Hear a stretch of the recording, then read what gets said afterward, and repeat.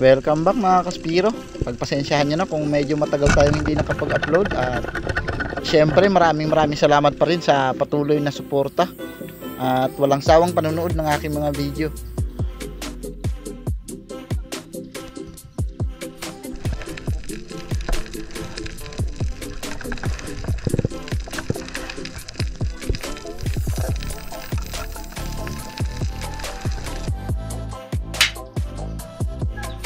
Ayun, at isang mapagpalang araw po para sa ating lahat. Ngayon ay schedule muna tayo ng night spear fishing. Medyo namimiss na natin mag-dive ng gabi, kaya try natin kung anong ibibigay sa atin na biyaya ng Panginoon. Kasama pa rin si Jonil Mangubat at si Kuya Erwin Gasita, yung aking bayaw na local spiro ng Puerto. Shout out po pala sa mga taga Puerto Spiro ng mga trupa na napakainit ang pagtanggap. Maraming salamat sa inyo. Keep safe and God bless us all. At first dive pa lang natin, medyo nahirapan na kagad tayo dahil napakalakas ng agos. Pero dahil magandang spot, kaya sinubukan namin mga kalahating oras o isa.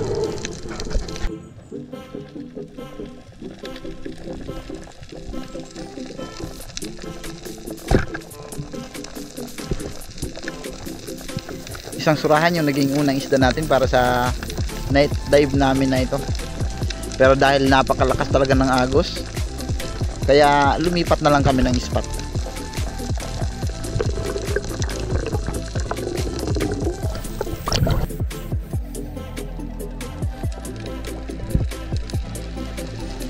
Isang lobster na undersize pa, kaya hindi muna natin kinuha.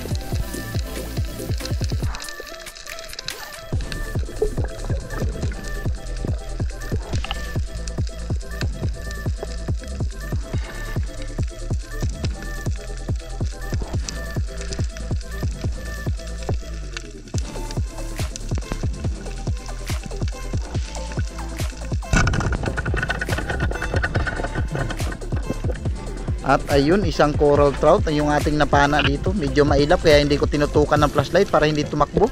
Para sa mga local spiro na kagaya ko, kung mga may ilap na sa ang isda sa spot ninyo, mas mabuting huwag nyong tutukan ng light yung isda para hindi tumakbo. Yung tama lang siya manina.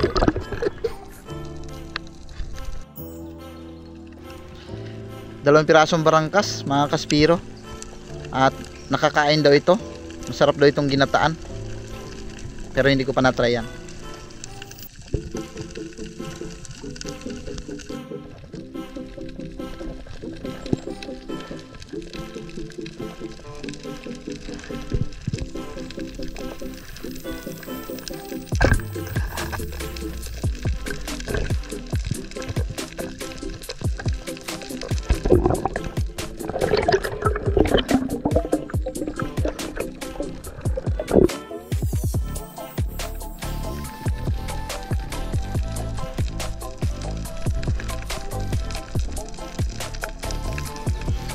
Ayun mga kaspiro, isang napakalaking Maori sea perch ang ating napansin dito sa ilalim ng bato, pero alanganin yung kanyang pagkakapwesto, kaya hinanapan natin ng magandang pwesto kung saan malaking posibilidad na pwede natin makuha.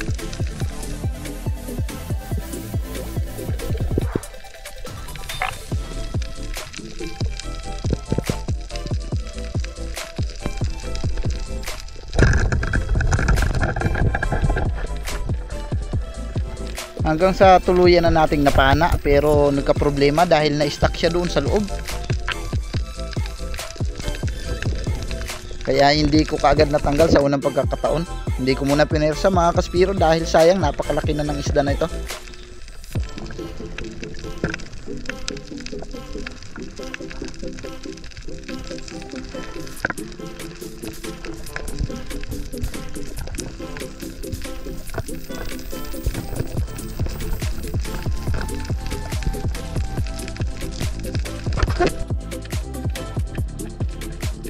Ulit-ulit natin sinubukan na matanggal yung Maori sea perch o yung kanlay.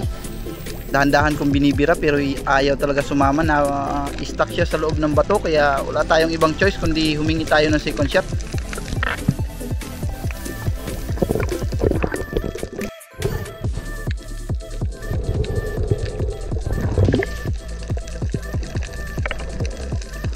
Kaya tinawag ko si Kuya Erwin Gasita at hiniram ko yung pana niya para sa second shot.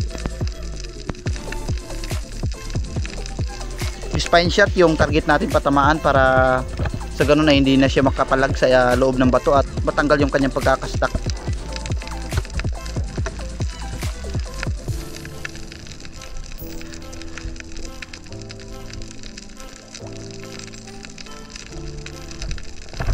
Napakahirap ng kalagayan niya dahil sumiksik siya sa bandang taas at doon siya na-stuck.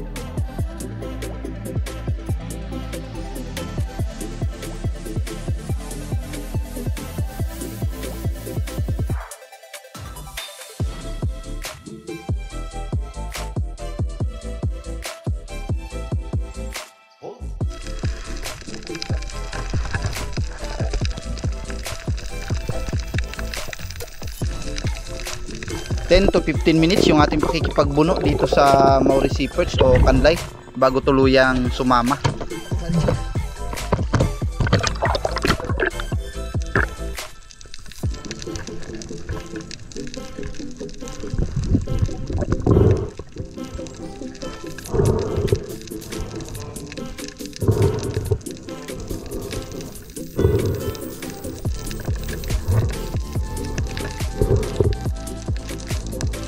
First time ako maka-unlock ng Mauricie Perch sa night dives for fishing. Pero kung sa day dive ay marami na rin tayo nahuli niyan, awan ng Diyos.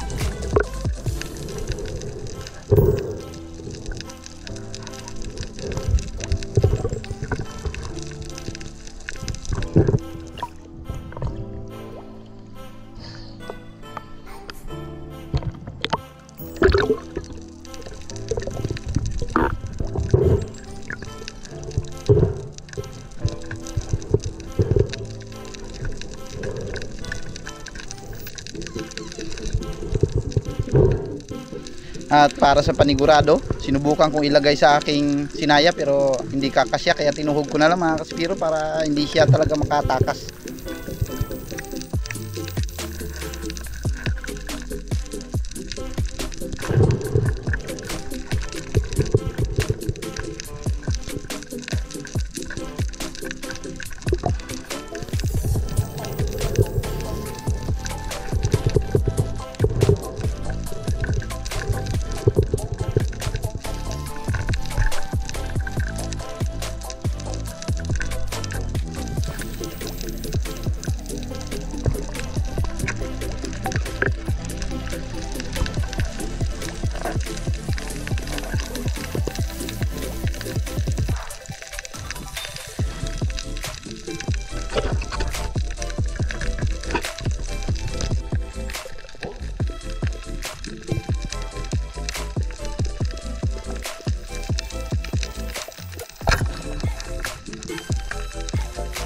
Shoutout po para sa mga solid supporters natin kay Danilo Adalim, Chods Prims Adalim, The Strict Ones for Fishing, Tarsanin Palawan, Milios Life Under, Rinan Adventure, Jasper TV, Lydia, Dinis de la Cruz and Family, Turkey, Lady Spiro, Kian Burhapadol, kay Roy ng Puerto at Kia, pati rin kay Sir Yudi Kumoy. Maraming salamat sa patuloy na suporta at walang sawang panunood ng aking mga video. Comment lang po kayo para po sa susunod nating vlog ay masya-shoutout ko po kayo. Maraming salamat.